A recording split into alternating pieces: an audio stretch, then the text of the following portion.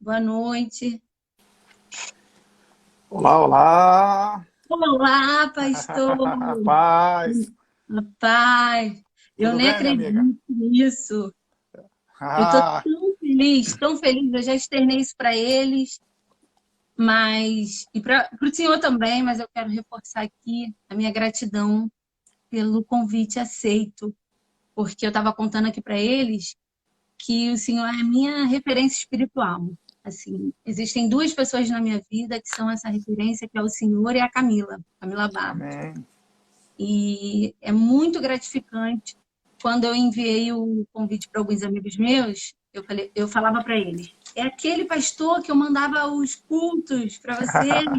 E aí as pessoas não acreditavam, porque assim é uma realidade um pouco diferente, né? Você fazer um convite para um pastor tão renomado quanto o senhor é, e assim, numa página de uma pessoa que é leiga, né? Numa situação em relação a pastoreio, né?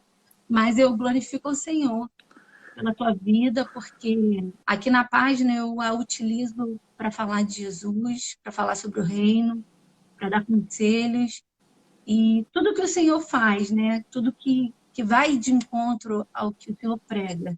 Então, eu creio que vai edificar as vidas das pessoas que estão aqui. Tenho certeza que ninguém vai sair daqui da mesma maneira que entrou. E eu quero dizer que a página é sua. Fique à vontade. Ah, O senhor está sempre por aqui, em alguns comentários, e hoje é ao vivo, e eu fico muito lisonjeada, viu? eu que agradeço, obrigado pelo carinho, obrigado pelo convite, é um privilégio. E nesse tempo agora Uhum. de quarentena, a gente tem que usar o que tem da maneira como pode, quando Sim, pode, e sim. O nosso toda oportunidade que eu tenho de poder somar de alguma forma, né? Cooperar sim, com o crescimento do reino de Deus, de alguma forma exercer a chamada, exercer o ministério, não só no altar, que esse acho que é um dos grandes desafios hoje, é porque a gente acha que para exercer o ministério tem que ter o púlpito, né? E eu até fiz uma live com um pastor amigo meu lá de Belém do Pará, ele tem uma página também muito interessante no Instagram, chamada Pregador Pensador. Ele faz dá dicas de livros, e ele tem feito umas lives muito interessantes agora nesses dias, e nós estávamos falando lá sobre a questão do altar, do púlpito. E aí, dos comentários que eu fiz lá é esse: quem tem altar não precisa de púlpito. Então, nesse tempo de quarentena, com os púlpitos vazios, pela questão dos cultos não estarem acontecendo, a gente está gravando os cultos, poucos cultos são ao vivo, a maioria gravado, como na nossa igreja, às vezes a gente tem que gravar o culto. E para quem prega, para quem está na lida ministerial, é muito complicado, né? Mas aí uma das coisas que eu falei com ele lá foi isso: quem tem altar, o púlpito é só um complemento. Então, e agora, sim, nesse tempo de quarentena, que a gente está, vou usar um termo aqui, talvez não seja melhor, mas longe do altar, né? Longe do púlpito, na verdade, desculpa, de não estar viajando todo dia, estar pregando todo dia. Então, a gente tem que usar o que tem, quando necessário, da melhor maneira possível. Essa iniciativa sua e de outras pessoas que têm suas páginas com um grande número de seguidores, um bom número de seguidores, e aproveita esse espaço para poder divulgar a palavra de Deus, para poder divulgar o reino de Deus, então é muito bom. Então, eu que agradeço aí o carinho pelo convite, fico muito lisonjeado. Deus te abençoe amém. muito. A Camila realmente é uma Amém. grande referência. Eu estou muito, muito aquém ainda de chegar lá. Mas Não, obrigado pelo como carinho, a é um pastora, como a privilégio. live dessa semana que o senhor fez, a pastora disse, você está lá em cima da prateleira. Nada, nem na prateleira eu cheguei ainda. Nem na prateleira eu cheguei ainda. E o foco do seu, da sua página é evangelização, né? Sim, Você sempre usa sim, para poder pregar o evangelho. Então, parabéns aí sim, pela sua iniciativa. Isso é maravilhoso, isso é amém. bom. Fica até a dica para quem está do outro lado. Eu falo muito isso também, né? Que a gente sempre tem um nível de influência. Independente da quantidade de seguidores que você tem, todo mundo tem um nível de influência. Você tem 10 pessoas lá que te acompanham, você tem 50, 100, 1000, 2000. Para aquelas pessoas ali, nós temos a obrigação nós como cristãos, temos a obrigação de anunciar o evangelho de alguma forma para essas pessoas. Ontem, não sei se você acompanhou, fiz uma live ontem com o pastor Manuel de Matos, Sim, falando sobre o acompanhei. cativeiro, e depois eu voltei uns Sim, 15 minutos mais tarde para dar um complemento.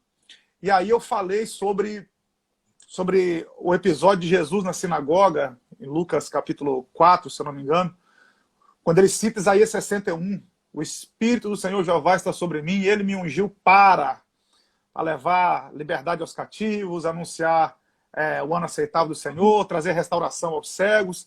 E aí eu pontuei isso, a unção de Deus, tem muita gente que confunde a unção de Deus com momentos de poder, né? A gente vê durante um culto, principalmente nós pentecostais, assembleianos, a gente vê durante um culto, quando o povo se anima um pouco mais, a gente fala, o Espírito, a unção de Deus está aqui, né? A gente acaba ligando unção a um momento. Mas unção tem mais a ver com propósito. Olha o que Jesus diz, o Espírito do Senhor está sobre mim, ele me ungiu para. A unção é para alguma coisa. Então, todos nós temos essa responsabilidade em Cristo. Ele nos ungiu para alguma coisa. E para o quê? Porque é uma pergunta que muita gente faz, meu amigo. Eu recebo muito essa pergunta no direct. Qual o meu propósito, pastor? Para que Deus me chamou? Então, aqui tem uma resposta.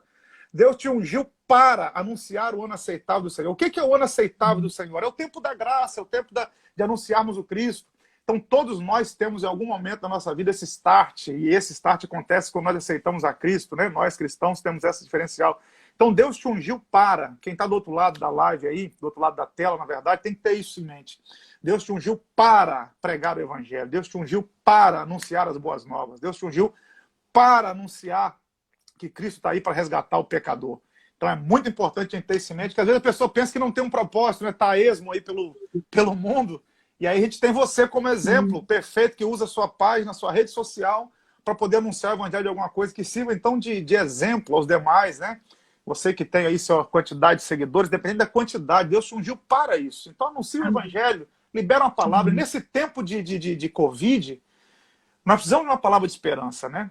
Eu estava vendo hoje uma reportagem que o número de suicídios no Brasil aumentou. Claro que a mídia não vai divulgar isso nunca, né? Que eles não vão divulgar isso nunca. Mas o número de suicídios se multiplicou durante esses dias. Então nós temos essa palavra de esperança que o mundo precisa. Nós temos essa palavra de esperança que vai fazer a diferença na vida das pessoas. Então, se eu puder começar aqui nessa live dando um conselho para quem está do outro lado, o conselho que eu dou é esse: use a sua rede social, já que é o que nós temos tanto hoje em dia, com tanta facilidade, na verdade. Então use, independente da quantidade de pessoas que você tem como seguidor, use as suas redes sociais para espalhar as boas novas, para pregar o Evangelho, para dizer que Jesus continua libertando, continua curando, salvando o pecador. Eu dou aula na nossa igreja, no CDM, Curso de Desenvolvimento Ministerial, para os novos obreiros, né? Quem vai ser consagrado obreiro ou quem foi consagrado recentemente. E aí o pastor me deu o privilégio de dar aula de evangelismo e missões. E aí eu falo sobre qual a importância de se evangelizar. A primeira aula é sobre evangelismo, né? E aí o exemplo que eu dou é esse: é você ver pessoas perdidas. E como é bom, quando a gente está perdido, encontrar alguém que mostra o caminho. Sim, você não concorda comigo? Acho que em algum momento da sua vida você já deve ter ficado perdida também, procurando um endereço. E principalmente em lugares que a gente não conhece. Aí você está perdido, de repente aparece aquele abençoado, é como uma luz no fim do túnel, né? Que fala, olha, o caminho é aqui. Ali você vai encontrar o que você está procurando. Então é muito bom quando nós estamos perdidos e encontramos alguém para nos dar uma referência do caminho. E então nós, como luz do mundo e sal da terra, temos esse nível de influência, de mostrar a quem está perdido que há uma direção, há um caminho, né? Jesus é esse caminho. Por mais que hoje em dia as coisas estejam, o mundo, o sistema mundano esteja pressionando a fé, cada vez mais ciência lutando contra a fé, sistemas lutando contra a fé, filosofia lutando contra a fé, querem relativizar o absoluto, mas nós que vivemos da fé, sabemos que há essa esperança, porque nós passamos por isso, porque nós tivemos as nossas experiências com Deus, tivemos nossas vidas transformadas, e é muito bom divulgar isso, é muito bom difundir isso, tá bom? Então fica aqui um conselho. Está propagando demais as tragédias, nós precisamos proclamar as coisas boas, né? Você liga a televisão, você só escuta coisas ruins, então nós precisamos ser diferentes, precisamos ser luz aqui.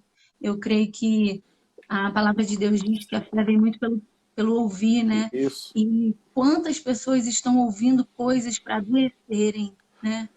Não necessariamente adoecerem com o coronavírus, né? Mas adoecerem a mente, o espírito. Perfeito, a alma, a psique. Perfeito, perfeito. E aqui, acho que também cabe uma aplicação. Porque o que é evangelho? O evangelho vem do grego evangelion, ou evangelion, como você queira pronunciar. Evangelho nada mais é do que boas novas, literalmente. A tradução de evangelho é boas novas ou boas notícias. Então, o que é o evangelho? É anunciar boas notícias. E qual é a boa notícia que nós temos? A boa notícia é essa, que Cristo nos tira do mundo de pecado e nos transporta para o reino da sua luz, que o nosso passado em Cristo é apagado. Isso aqui também eu acho que vale a pena pontuar, minha amiga. Tem gente que não entende que o poder do evangelho na justificação. O que é a justificação? Paulo disse que nós somos justificados pela fé em Cristo. Quando a gente lê a carta aos Romanos trata da justificação. Eu sei que você sabe disso, mas só vou relembrar que até poucas décadas atrás a carta aos Romanos ela era usada nas grandes universidades do planeta como referência de justiça. Os alunos que cursavam direito tinham a carta de Paulo aos Romanos como base para estudar direito, para estudar justiça e justificação. O que é uma justificação? É aqui que está a diferença do evangelho. A gente tem que pontuar isso aqui, a diferença do evangelho. Por que o evangelho entra numa categoria diferente, não só de religião? Porque você pode perdoar alguém sem que essa pessoa seja justificada. Como assim? Alguém cometeu um crime, por exemplo. A pessoa cometeu um homicídio. A justiça pode absolver essa pessoa. Ela não é presa. Então a consequência não veio.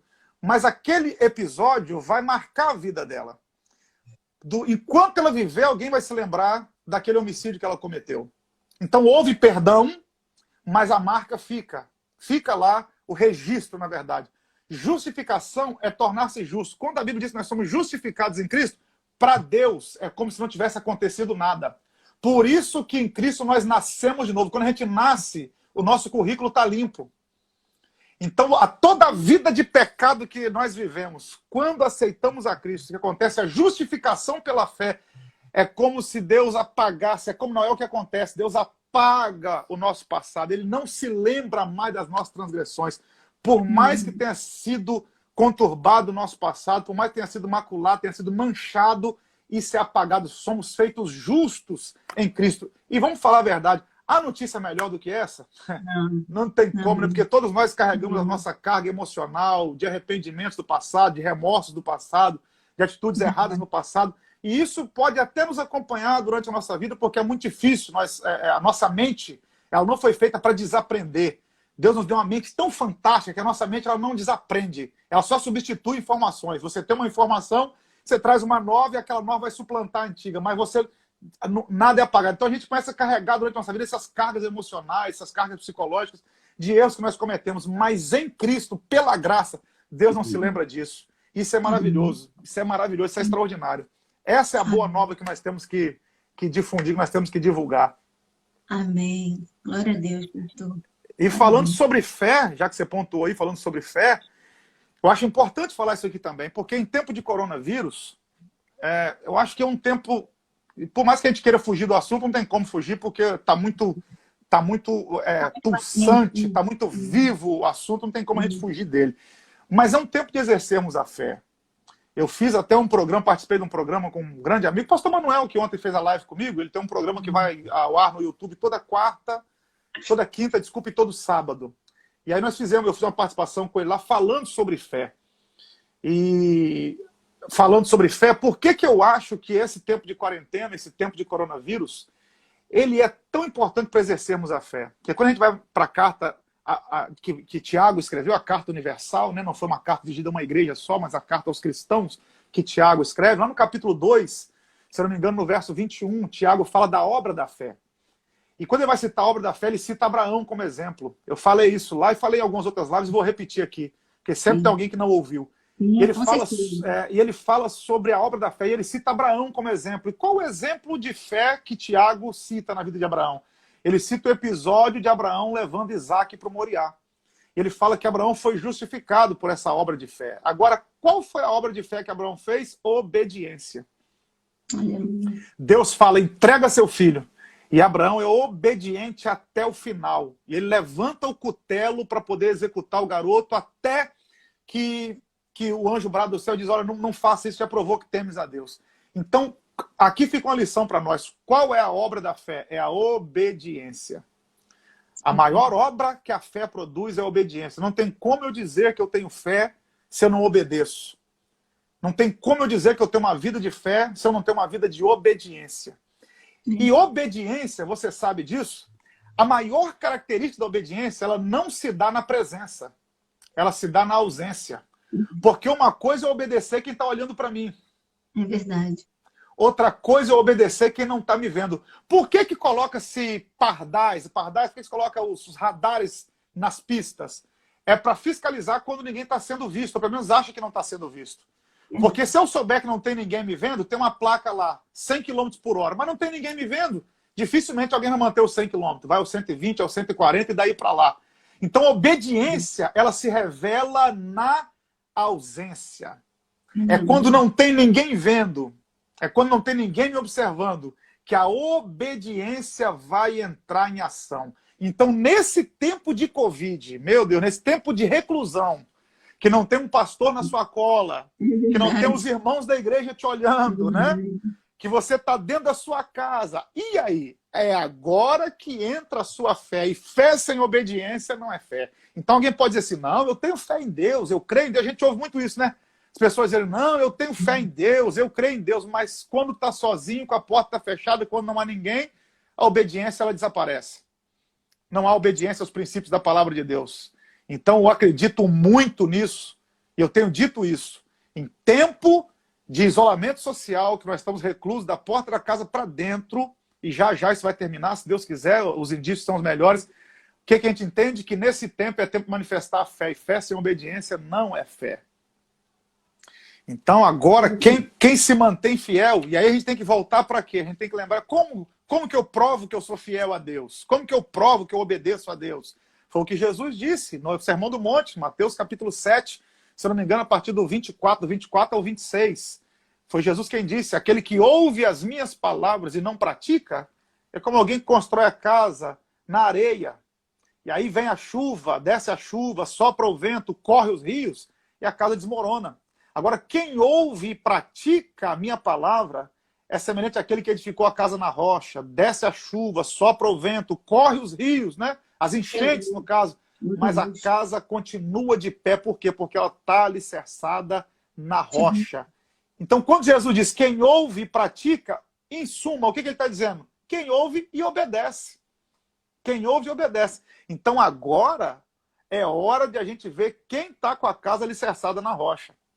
Uma das perguntas que eu tenho mais recebido, minha amiga, é isso. A pessoa tem perguntado, pastor, você acha que nesse tempo de isolamento, quando voltar, muita gente vai se afastar do evangelho, muita gente vai esfriar na fé? Aí eu digo, só vai esfriar na fé quem nunca teve, não tem certeza daquilo que quer. Porque quando a casa está firmada na rocha, quando a casa está firmada na rocha, que é o próprio Cristo, quando a gente é não só ouvinte, mas praticante da palavra de Deus, fé e obediência, não tem como, mesmo no isolamento, mesmo distante da igreja, foi o que eu falei no início aqui da live. Quem tem altar, o púlpito é indiferente. A gente até precisa do púlpito, mas o altar está constante na minha vida. E eu tenho um amigo que tem uma frase, pastor Valber Ferreira, um grande pregador do evangelho, pastor presidente de um campo, camarada sensacional, muito inteligente. Ele fala algo que eu gosto muito, eu disse isso ontem na live, vou repetir aqui. Se não tem culto na minha vida, não tem vida no meu culto. Aleluia. É verdade. Se não há culto na minha vida, não tem vida no meu culto. Então agora é tempo de eu mostrar o culto que há na minha vida. Para depois eu prestar um culto com vida na igreja. O culto que a gente presta a Deus na igreja é só um complemento. Exatamente, é só um complemento. E agora, nesses dias, é tempo de exercer a fé. E aí, lembrando, Hebreus capítulo 11, verso 6. Sem fé é impossível agradar a Deus. Essa é uma verdade que tem que ser dita com muita veemência. Essa é uma verdade que tem que ser ministrada muito nos nossos altares. De vez em quando eu vou meio que na contramão da lógica, porque eu sou convidado a pregar em alguns eventos, e eu prego mensagens sobre fé e outros assuntos que não dão tanto reverb, né? tanto eco na igreja. Porque tem assuntos, por exemplo, você fala de vitória, de triunfo, e tem que pregar, não estou dizendo que não tem que pregar isso não. Mas quando a gente fala de... então o povo reage diferente. Mas quando você fala de fé, aí você já começa a entrar em áreas que não tem tanta reação do povo, mas são áreas que são muito importantes de serem pregadas. E Hebreus 11:6 é um texto doutrinário, porque existem textos na Bíblia que são textos de referência. Agora tem textos que são textos normativos, que criam normas. E Hebreus 11:6 é um texto normativo, é um texto doutrinário. Por quê? Porque faz parte da doutrina cristã a fé. E olha o que o escritor aos Hebreus diz: sem fé é impossível agradar a Deus. Sabe o que eu aprendo aqui? Eu posso dar o glória a Deus mais alto no culto. Se ele não tiver carregado de fé, para Deus é o mesmo que nada. É verdade, com certeza. Eu posso colocar R$1 milhão no envelope, vai ser muito bem-vinda essa oferta para a igreja, mas se eu não ofertar com muita fé, não agrada a Deus. Deus não está preocupado com volume, Deus não está preocupado com quantia. O que agrada a Deus é fé. Aleluia. Fé agrada a Deus. Eu preciso ter uma vida de fé. E fé caminha de mão dada com obediência. Como disse aqui, não tem como dizer que tenho fé se eu não obedeço. Então, acho que fica uma palavra aqui até de, não vou dizer de exortação, mas fica uma palavra aqui de direcionamento para talvez quem está nos assistindo aqui do outro lado. Eu sei que boa parte que está aqui, a maioria aqui serve a Deus, mas uma vida de fé é muito importante para ajudar a superar esses momentos. Uma vida de fé é muito importante ajudar a superar qualquer momento, porque a fé ela não me ajuda só a vencer, a fé me ajuda até a aceitar aquilo que eu não estou entendendo. Com certeza. Com certeza. É quando a gente olha para Abraão. Como é que Abraão vai entender Deus pedir sacrifício humano? É pela fé. E olha o que Abraão diz no pé do monte: eu vou com o garoto e vou voltar. Por quê? Porque Abraão sabe que Deus não ia aceitar o garoto como sacrifício daquela maneira que Deus estava querendo a fé de Abraão. E é por isso que ele é tido como pai da fé. Então fica aqui uma dica, fica aqui um conselho espiritual para quem está do outro lado aqui da live. Tenha uma vida de fé. Exerça a sua fé. Exerça a sua fé. A fé vai te conduzir a lugares que a lógica e a razão jamais te conduzirão. A lógica vai te fazer entender, a fé vai te fazer entender coisas que a lógica e a razão nunca vão te fazer entender. Então, é muito importante exercitar a fé, é muito importante viver uma vida de fé. E aí fica a pergunta para nós: como ter fé? Romanos 10:17, a fé vem pelo ouvir, e ouvir pela palavra de Deus, algumas versões, ouvir a palavra de Deus. E aí o seu blog, o seu perfil entra em ação. Sim. Aí o seu Instagram entra em ação. Eu tenho dito isso. O que nós estamos permitindo ouvir o tempo todo? Porque é isso que vai alimentar a nossa vida, né? Exatamente. Exatamente. Na última mensagem que eu preguei na nossa igreja, num domingo retrasado, falei sobre Davi e Golias. E eu falei da pluralidade de vozes. Não sei se você assistiu. Não deu para entrar muito porque o tempo está muito curto, né? São 25 minutos, 30 no máximo de mensagem. Então a gente tem que reduzir muito. Eu tinha uma mensagem de 10 tópicos. Eu tinha uma mensagem de 10 tópicos ali, então eu tive que reduzir. Então não entrei muito em detalhes ali. Mas quando a gente olha para bem curtinhos mesmo. Estão terminando cedinho. Mas sabe o que acontece? Por que está curto assim? Porque as pessoas hoje não têm mais paciência para ficar 2 horas diante de uma live, de um culto. Essa pluralidade, a quantidade que tem, então o cara entra aqui, daqui a pouco muda para outro canal, daqui a pouco muda para outra live. Então os cultos estão sendo mais resumidos até para atingir o alvo. E o resultado tem sido bom, a quantidade de pessoas que têm sido alcançadas tem sido muito bom. Mas realmente, para a gente que está acostumado com um culto de 2 horas e um pouquinho, 50 minutos é bem complicado. Você está até mais confortável em casa, né? Você fica É verdade. Mas isso é para quem gosta, minha amiga. Tem gente que não tem essa paciência que nós temos, não. Mas quem ama a palavra de Deus fica 2, 3 horas ouvindo sem problema nenhum, né? Vai muito quem está falando também. Né? Se tiver alguma coisa acrescentando, a gente fica ouvindo sem problema nenhum. Mas aí, nessa mensagem, você assistiu, e eu falei sobre as vozes que Davi ouviu. Davi chega no Vale de Elá e ele ouve a voz dos soldados dizendo: olha, tem um gigante afrontando. Davi depois ouve a voz do irmão Eliabe, que diz: olha, com quem você deixou aquelas poucas ovelhas? É uma voz de desdém. Depois vem a voz de Saul, dizendo: rapaz, você não pode lutar com esse gigante, é uma voz de descrédito. Depois vem a voz do próprio Golias, que é a voz da afronta: eu vou dar sua carne para as bestas da terra e para as aves do céu. Então Davi ouve 4 vozes ali. E aí tem uma pergunta: em momento nenhum, em 1 Samuel 17, Deus falou com Davi. Não tem uma referência em 1 Samuel 17 de Deus dizendo assim: Davi, vai, derruba o gigante. Davi, vai lá, eu estou contigo. Não tem. Não tem momento nenhum Deus falando isso com Davi. Mas como é que Davi encara o gigante? Pela fé. E olha a palavra de Davi: você vem contra mim com espada, escudo e lança, eu vou contra ti em nome do Senhor dos Exércitos. Como é que Davi sabia que o Senhor era o Senhor dos Exércitos? Como é que Davi sabia que Deus podia dar vitória? Porque Davi já tinha uma base, aquilo que a gente falou. Davi já tinha contato com a palavra. Davi já tinha ouvido a palavra. A fé de Davi já estava aguçada. Então, mesmo que naquele instante de batalha Davi não tivesse ouvindo a voz de Deus, o que ele já tinha ouvido antes fortaleceu a fé dele. O que ele já tinha ouvido antes fez nele uma base, um sustentáculo para que ele pudesse encarar aquele gigante. Então agora, nesses dias, é aquilo que você já ouviu, aquilo que você já reteve da palavra, aquilo que você já examinou da palavra, é que vai te dar fé. E o melhor, aliás, uma boa notícia no meio disso tudo, é que nós temos acesso, né? E aí, no meio dessa quantidade de vozes que nós temos hoje, antes de entrar contigo aqui na live, eu estava olhando ali, tinham 28 lives acontecendo na minha timeline. Meu Deus. 28, e dessas 28, eu posso dizer que eu conheço pelo menos ali, dos que estavam falando, eu conheço pelo menos uns 25, vou chutar. Homens de Deus, pastor Antônio Oreste, pastor Bruno Fernandes e outros que estavam fazendo as suas lives. Então, se a fé vem pelo ouvir, tem muita oportunidade de ouvir também agora durante esses dias de quarentena, né? Não acha desculpa. Com uma amiga minha, será que alguém vai poder dizer que não ouviu falar de Jesus nesses dias, sabe? Não, não existe como, não tem, não existe. Exatamente, porque tem muita gente pregando o evangelho nesse tempo. Então você pode escolher quem você vai ouvir e ser fortificado, ser fortalecido na fé, já que a fé vem pelo ouvir. E aí, aproveitando, eu não estou usando um texto só para ministrar nada, mas vamos pegando aqui, pegando um gancho no outro e vamos dando dicas aqui. Quando é que a dúvida é semeada no nosso coração? É a partir da fala, é a partir daquilo que a gente ouve. Qual foi a arma que o diabo usou para tirar Adão e Eva do jardim, para derrubar Eva? Foi a palavra, a dúvida. Satanás chega para Eva, a gente chega lá em Gênesis, o que a serpente fala para Eva? Vem cá, é uma pergunta. Deus disse que vocês não poderiam comer daquela árvore? Daquele fruto? Colocando dúvida no coração de Eva. Deus disse? Sabe por que ele disse isso? Aí vem a falácia, aí vem o engodo. Porque eu digo que vocês comerem serão semelhantes a ele. Quando Jesus vai para o deserto, qual a arma que o diabo usa? Que ele tenta usar? Se tu és filho de Deus, questionamento, dúvida. Então, haverá tempos que o diabo vai disseminar dúvidas na nossa mente através de coisas que a gente ouve. Aí é o que você falou.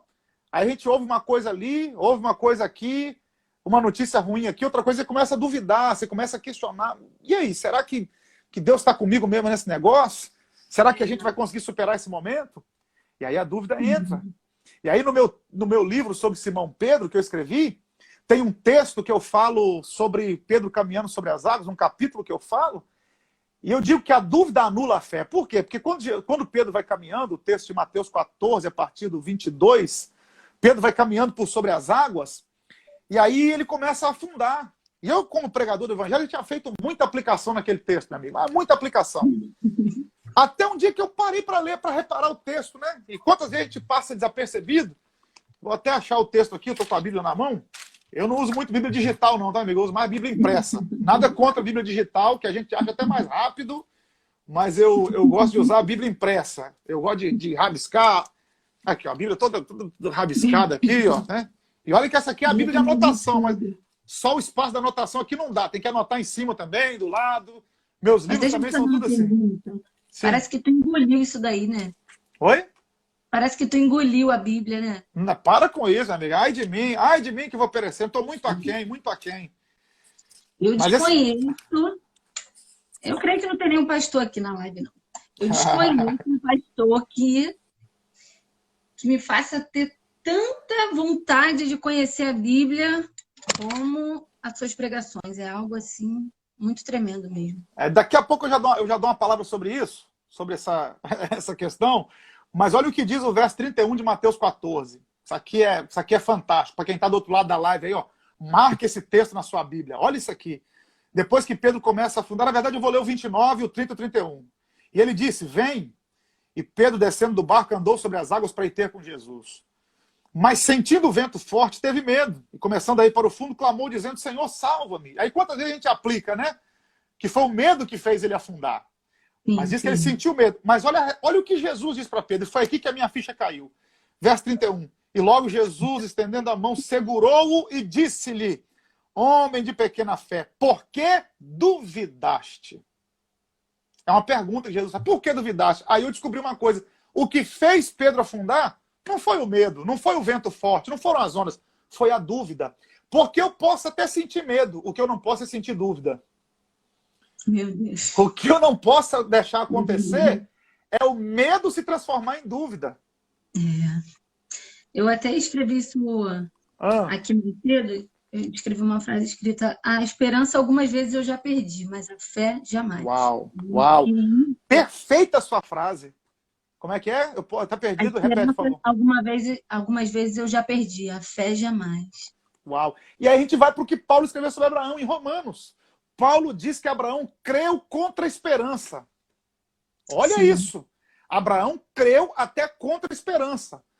Pedro, Jesus diz, olha, por que duvidaste? Então o medo faz a gente sentir dúvida. O medo faz a gente sentir dúvida. Então, eu não posso ter... o medo eu até posso ter. O que eu não posso deixar é o medo gerar dúvida no meu coração. Tem uma frase atribuída a John Wayne, grande ator de filmes de faroeste americano, grande John Wayne, quem é da década um pouco mais antiga, assim como eu, embora eu não seja tão antigo assim, eu sempre gostei de filmes mais antigos, e John Wayne tinha um medo terrível de cavalos. Mas os filmes que ele fazia eram de mocinho, de cowboy, e ele tinha que montar cavalo. E alguém perguntou para ele, como é que você consegue? Ele falou, é que a gente vai com medo mesmo.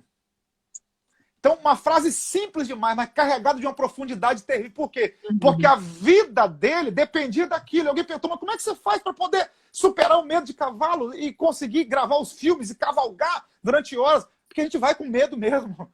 Então, em outras palavras, o que John Wayne está dizendo é o seguinte, ó, a fé vai acima do medo. Então, ter medo é normal, porque eu não posso deixar o medo suplantar a minha fé através da dúvida, eu não posso duvidar. E o que é dúvida? Se você for analisar a etimologia da palavra dúvida, dúvida é quando eu analiso duas possibilidades. Dúvida é quando eu analiso duas possibilidades. Ó, pode dar certo, mas pode dar errado. É Pedro dizer, eu posso caminhar, mas eu posso afundar. Entendeu? Aí vamos fazer um paralelo com Abraão. Abraão vai subir o monte, vira para os moços, Gênesis 22, assim, eu e o menino adoraremos e voltaremos. Espera aí. Abraão está no pé do monte, está dizendo, nós vamos adorar e vamos voltar. Abraão, em momento nenhum, teve dúvida que ele ia descer do monte com Isaac. Por isso que ele é o pai da fé. Você vai dizer que Abraão não estava com medo? Claro que o medo é normal. Agora, a dúvida não nasceu do medo. Abraão não teve dúvida, apesar do medo. Abraão nunca teve dúvida. E aí Abraão vai crer contra a esperança, e aí usando a frase que você disse, eu posso perder a esperança, mas eu não posso perder a fé. Em algum momento eu até perdi a esperança, mas eu não perdi a fé. Isso aí. Crer contra a esperança, por quê? Porque tem horas que a esperança acaba. Tem horas que até a esperança acaba. Quando é que a esperança de Abraão... Quando é que Abraão creu contra a esperança? Vamos tentar pontuar isso aqui também, que eu acho importante. Vamos analisar a vida de Abraão. Abraão é chamado por Deus em Gênesis 12 com 75 anos de idade. 7,5. Sara é 10 anos mais nova do que ele. Que até então é Sarai. E ele é Abrão. Depois que Deus vai mudar o nome de ambos. Sara e Abraão. Ela tem 65 anos. Já era uma idade que uma gestação seria complicada. Sim. Só que além de Sara ter 65 anos, o texto diz que ela era estéril. Mais um agravante. Aí, tudo bem. Se ela tivesse 65 anos, estéril, mas gerasse aos 65 anos, para alguém de fora, diz assim, é raríssimo. A chance de uma mulher de 65 anos gerar filho, ela não é impossível, ela é completamente improvável, mas pode acontecer um distúrbio hormonal, uma mulher ovular aos 65 anos de idade e ainda gerar um filho. Ainda mais naquele tempo que era diferente, a alimentação era diferente, você sabe que eu não estou falando disso. O que nos separa de Abraão são 4.000 anos, é outro naipe. As pessoas não andavam de carro, não tinha televisão de controle remoto, a saúde era outra, todo mundo se exercitava porque tinha que andar quilômetros durante o dia, então era outro tipo. Então se Sara gerasse aos 65 anos de idade, alguém ia dizer, olha, foi um negócio de louco. Mas tinha uma possibilidade. Aí o que Deus faz, minha amiga? Deus espera mais 25 anos. Deus coloca mais 25 anos na conta. Então, além de Sara ser estéril, aos 65 anos, Deus coloca mais 25 na conta. Então, Abraão tem 100 e Sara tem 90. Como ter esperança de gerar com 90 anos sendo estéril? Como ter esperança de gerar aos 100 anos? Abraão, um homem de 100 anos de idade, como ter esperança de gerar um filho aos 100 anos? É por isso que o texto diz, e Abraão creu contra a esperança. Por quê? Porque até os 65, vamos colocar aqui, era pouco, mas ainda tinha esperança. Era pouco, mas agora aos 90, aos 100, aí já não tem mais esperança. Então, fica aqui para quem está do outro lado da live. haverá momentos que até a esperança, você vai dizer assim, olha, agora nem esperança mais tem. Você quer ver um exemplo quando a esperança acaba? É quando o diagnóstico sai e o médico fala assim, ó, 6 meses de vida. É quando o médico fala assim, ó, vai fazer quimioterapia só para dizer que não fez nada, mas não tem mais jeito, já tomou conta de tudo. É quando o contador da firma chega e fala assim, não tem como recuperar. Se você vender o patrimônio que você tem, você não paga a sua dívida. Cadê a esperança? É aí que a fé entra. É aí que Abraão vira exemplo de fé para nós. Por quê? Porque é crer contra a esperança. Até quando a esperança disser não. E olha, eu sinto a presença de Deus quando eu falo isso aqui, porque eu sei que Deus está falando com gente do outro lado da live. Eu sei que Deus colocou gente do outro lado da tela aí para ouvir essa palavra, para receber essa palavra. Porque haverá momentos que você pode viver de fé e de esperança.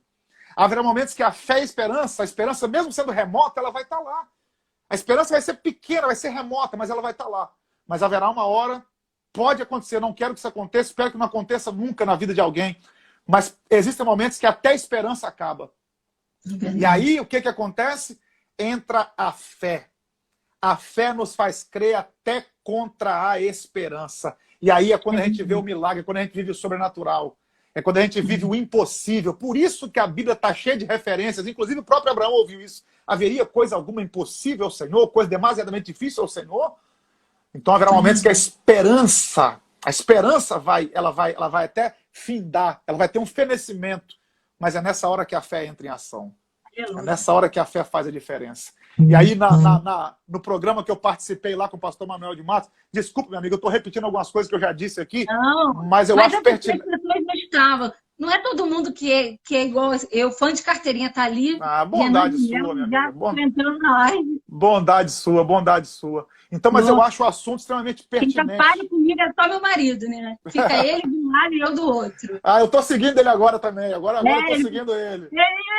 Ele nós vamos interagir melhor. Nós vamos interagir melhor. O Melo está me seguindo. Ele falou, Bruna, quando o senhor começou a seguir ele, eu falei, desculpa, não era meu. Eu tento seguir o pessoal da DEVEC, né? Muita gente, mas eu vejo a galera da nossa igreja que interage mais comigo. Tem gente que segue, mas não interage, né? Então, quem interage um pouquinho mais, eu sempre tento seguir. Pode ver que eu sigo umas 3 mil pessoas. Eu não tenho problema nenhum com isso. Se eu pudesse, eu seguia todos os 35 mil que me seguem. Só que não dá, porque senão a timeline nem dá tempo da gente atualizar tudo, né? Então, mas eu falei pra ele, o próximo culto, a gente está lá esperando a pregação acabar para ir lá conhecer ele pessoalmente.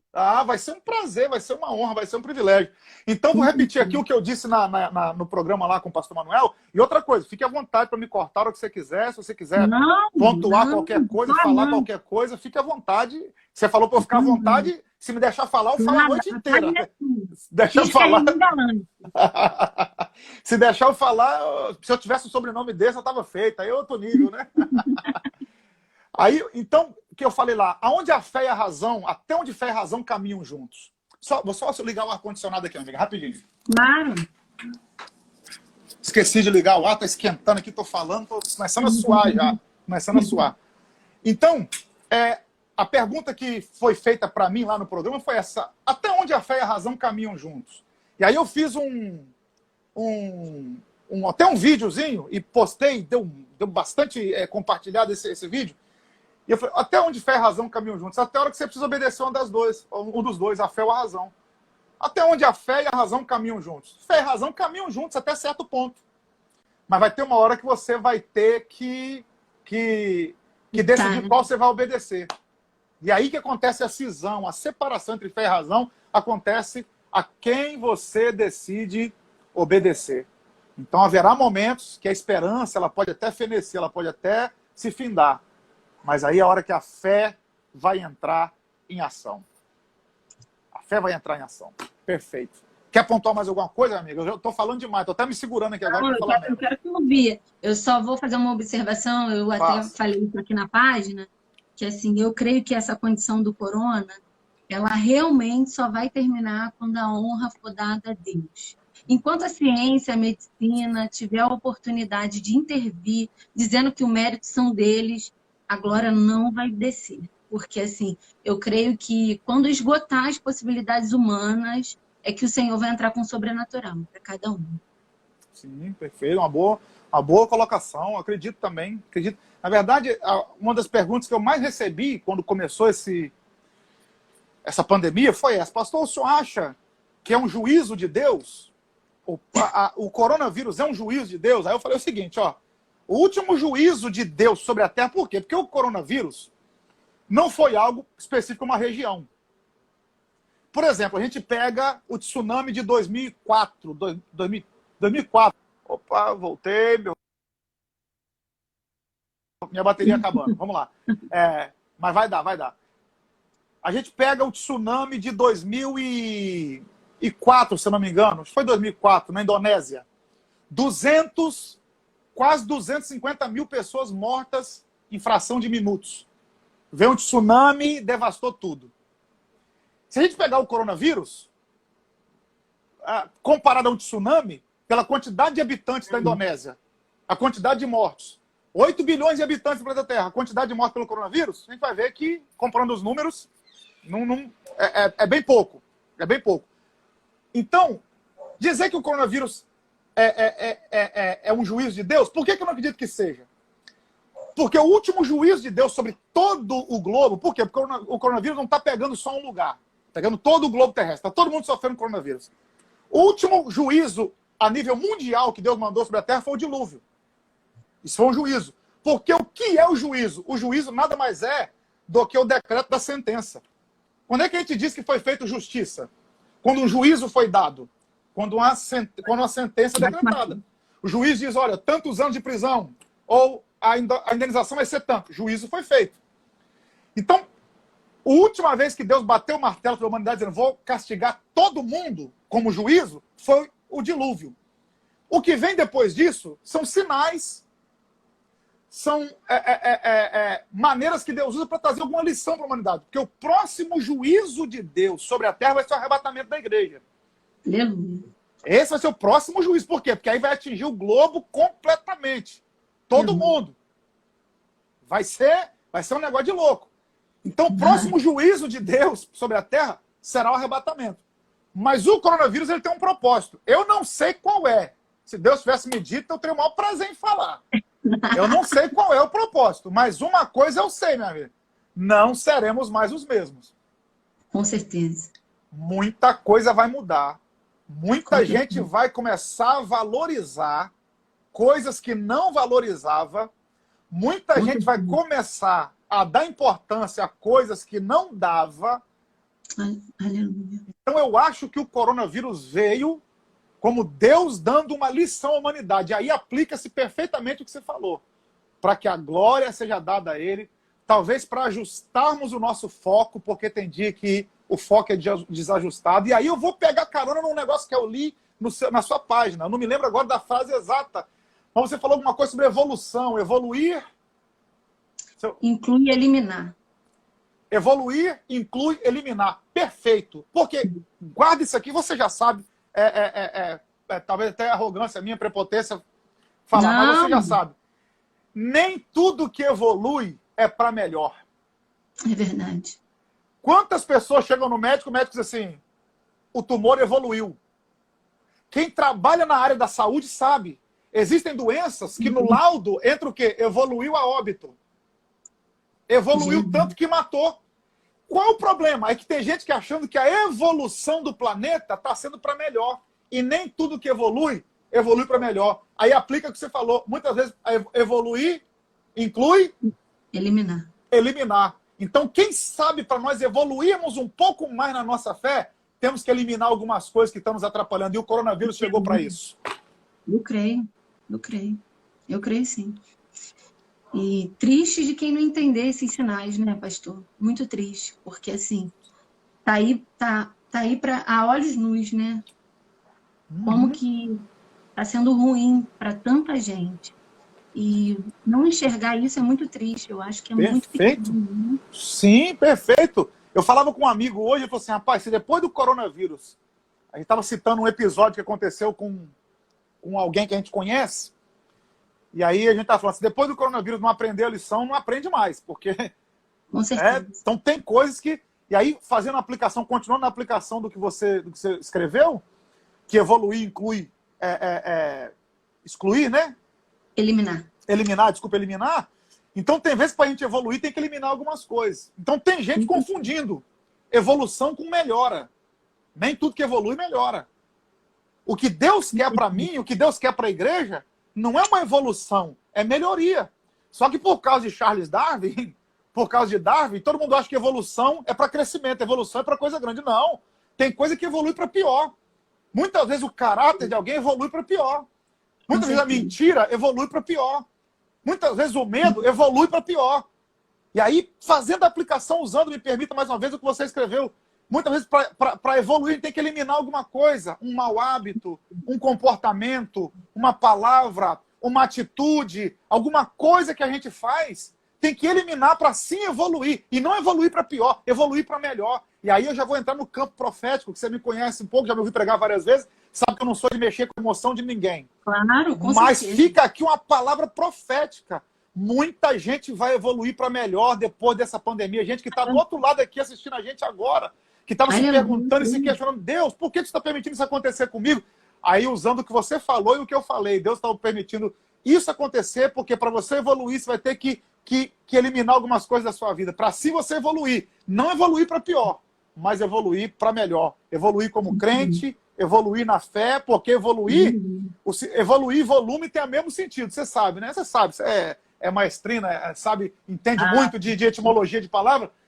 Evoluir e volume tem a mesma raiz etimológica no latim. Avolumar é dar substância, é fazer crescer.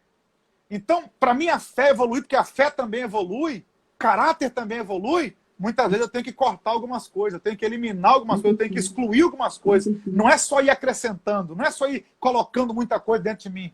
Senão eu fico entulhado e não cresço, fico entulhado achando que eu estou evoluindo. Eu não estou evoluindo, eu estou só entulhando a minha vida. Só estou entulhando as minhas emoções, entulhando a minha vida espiritual e, na verdade, não estou evoluindo em nada. Então, quem sabe, para evoluir, temos que cortar alguma coisa e fica aí até essa palavra de alerta para alguém que está do outro lado aí, fazer um autoexame, como eu disse no vídeo que eu postei ontem, né, uma biópsia das suas atitudes, para ninguém fazer uma autópsia do seu caráter. E para fazer uma biópsia tem que cortar, né? Para fazer uma biópsia você tem que eliminar alguma coisa.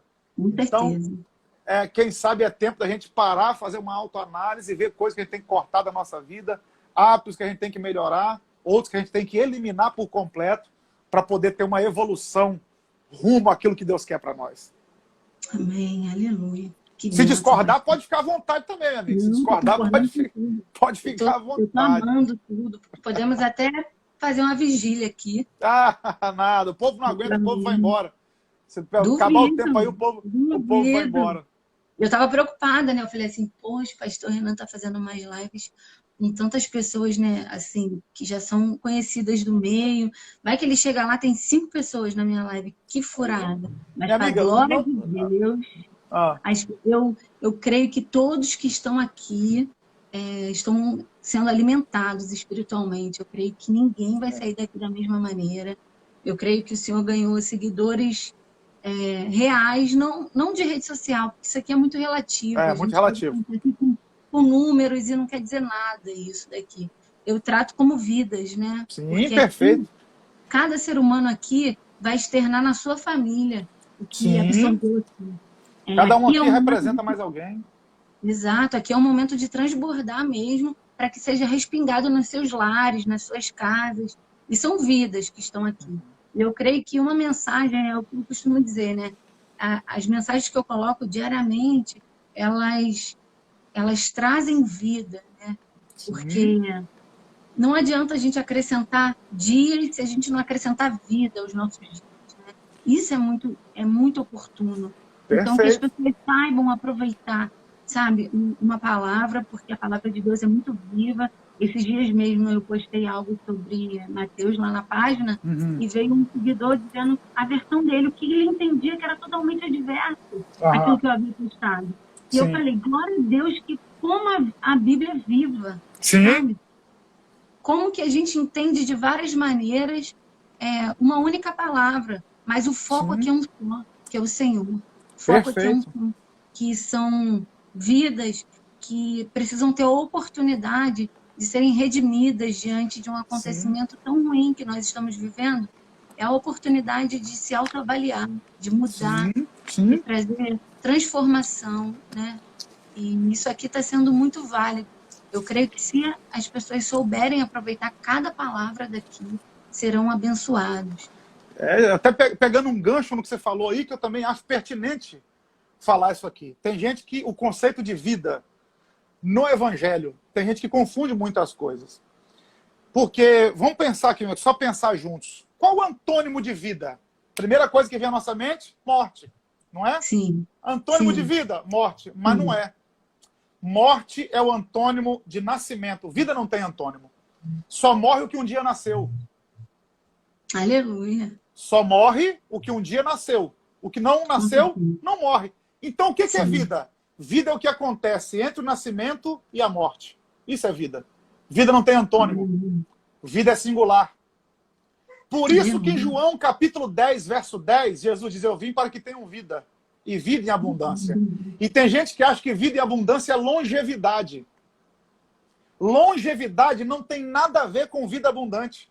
Porque você pode conhecer pessoas que viveram 100 anos, mas uma vida completamente fracassada, em ruínas.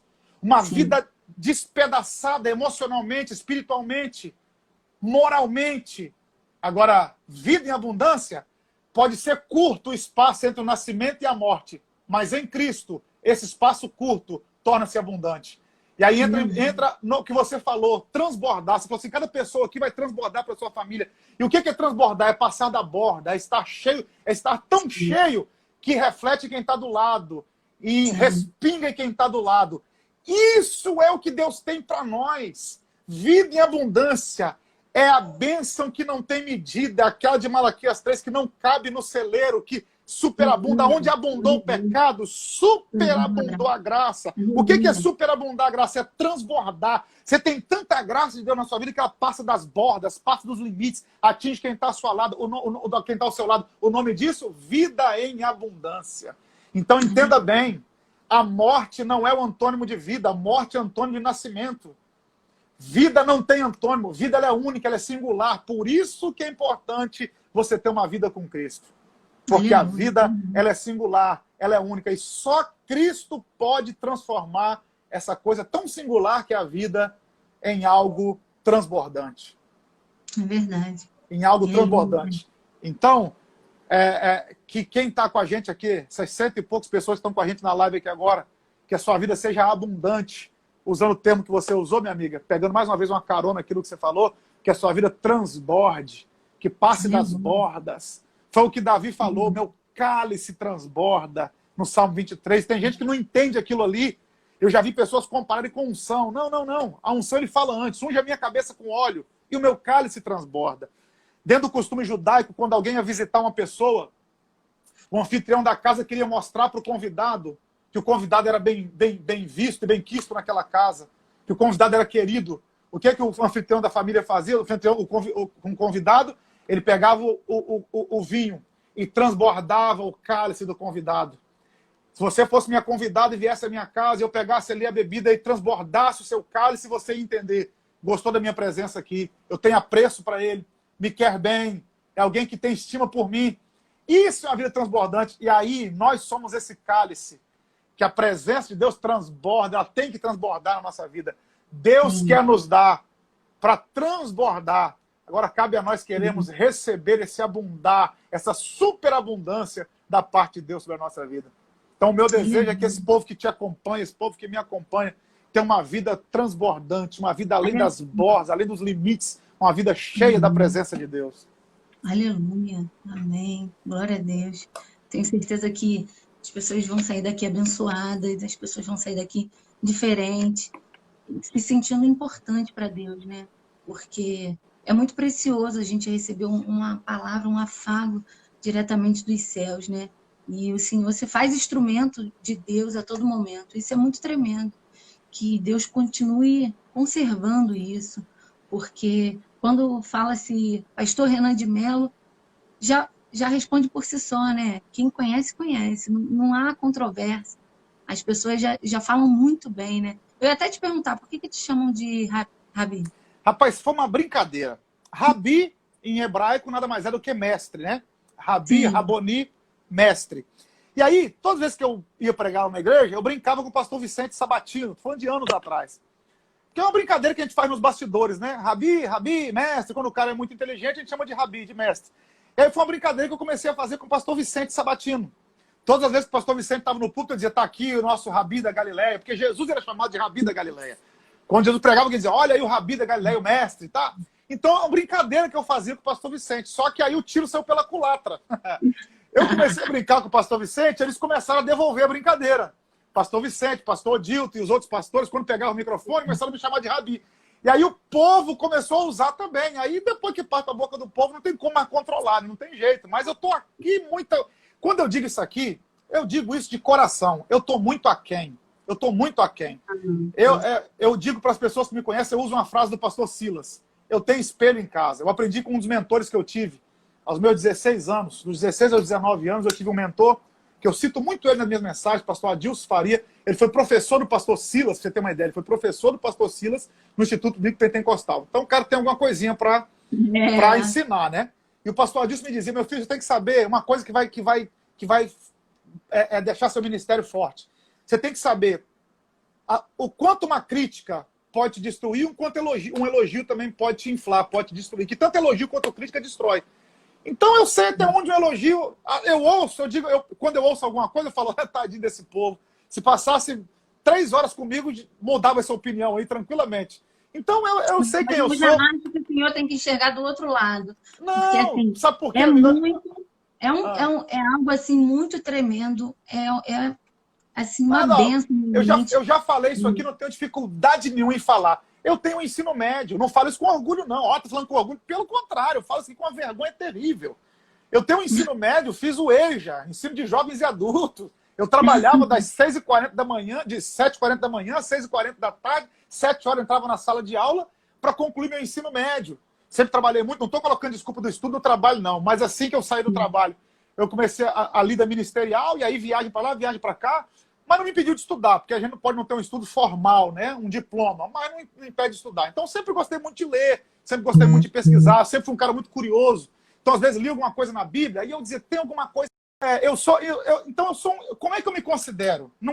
Eu sei que não é uma definição boa, não é uma definição boa. Mas quando alguém me pergunta como eu me defino, eu digo, eu sou um curioso. Eu sou um curioso, nada mais. Eu não tenho teologia, nada contra, eu amo teologia sistemática.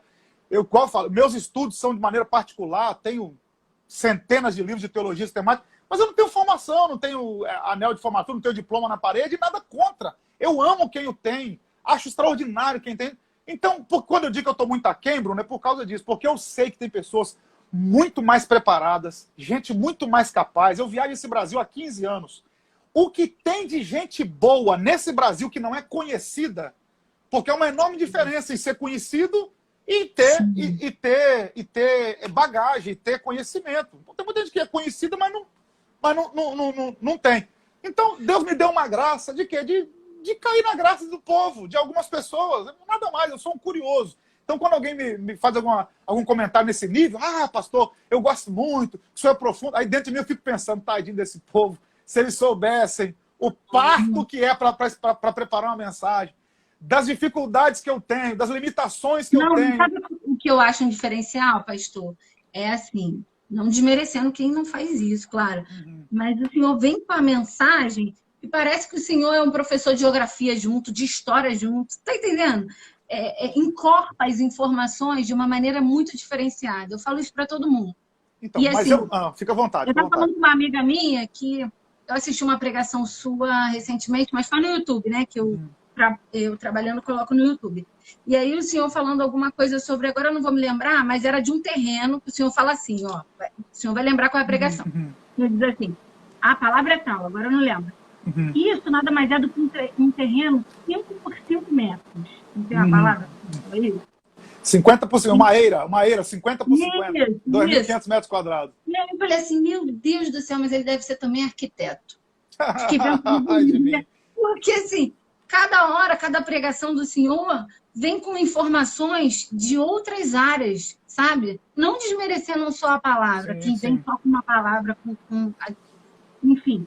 Mas não, o senhor traz informações de uma cultura de várias diversidades, de várias áreas. Isso é muito interessante, porque isso mostra mais ainda a sua intenção de fazer com que nós venhamos a transbordar de conhecimento, de acordo com essa palavra. Porque, assim, não fica só no feijão com arroz, aquilo dali, sabe? Bondade sua, bondade sua. Não, para o senhor ver, eu não lembrava nem da palavra, mas eu lembro dos 5 por 5. Então, na verdade, eu devo isso, esse... Não é diferencial, não vou dizer diferencial, porque tem outros que fazem. Mas eu devo esse detalhe ao mentor que eu tive, ao pastor Adilson. Olha a importância de você ter alguém para te orientar na sua jornada. Principalmente quem tem ministerial. Entenda bem, ninguém vai chegar a lugar nenhum sozinho. Eu estava lendo esse... Vou abrir mais um parênteses, dentro do parênteses aqui. Desculpa, é que a mente do pregador... Então vou abrir um parênteses dentro de outro parênteses. Tem uma hora, e é isso aí a gente pergunta. Eu estava lendo esses dias aqui um texto de um grande... de um americano, camarada que venceu na vida. Camarada... Hoje ele é um grande escritor de romances americano. Vou ficar devendo o nome do cara. Mas eu estava lendo alguma coisa, na verdade foi dentro de um livro, o cara citou ele. Então não li a biografia dele, eu li uma citação sobre a biografia dele. Que ele mandou desenhar, ele mandou fazer um quadro. Olha que coisa interessante, eu vou copiar esse cara nisso.